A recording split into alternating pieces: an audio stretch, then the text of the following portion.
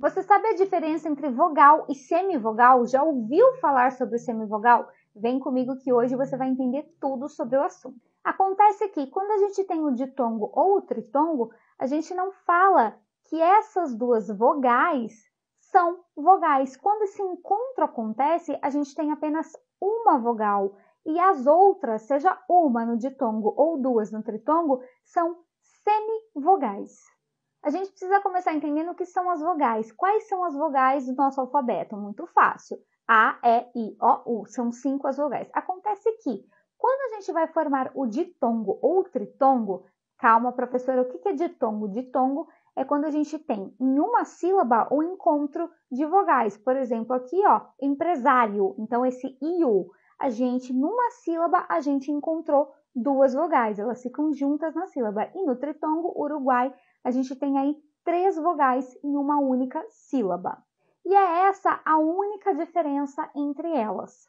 Mas, professora, como é que eu vou saber quando é vogal e quando é semivogal? Então, aí anote o seguinte, o A, ele vai ser sempre vogal. E, normalmente, I e U são semivogais. Como você vai perceber a vogal e a semivogal tirando essas duas dicas? A vogal você vai sempre pronunciar de forma mais forte, enquanto a semivogal ela fica mais fraca. Por exemplo, empresário, empresário, o que sobressai? Sobressai o O e não o I. Empresário, tá vendo? O O ele é falado de forma mais forte.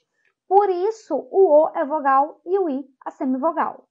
Nesse mesmo exemplo, percebam, a gente tem empresário, a gente tem aí 4 sílabas. Então, a gente tem na primeira sílaba a vogal E, na segunda sílaba a vogal E, na terceira sílaba a vogal A. Quando chega na última sílaba, a gente tem I e O. Então, a gente só pode ter uma vogal e o resto semivogal. Portanto, aqui como a gente fala mais forte o é vogal e é semivogal.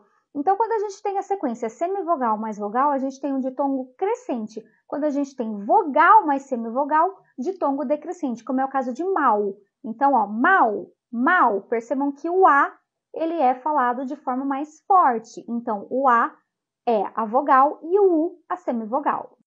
No caso de Uruguai, percebam, a primeira sílaba U é uma vogal, a segunda sílaba U você tem uma vogal, e na terceira sílaba, aí, como eu já falei para vocês, o A é sempre vogal, U e I são semivogais.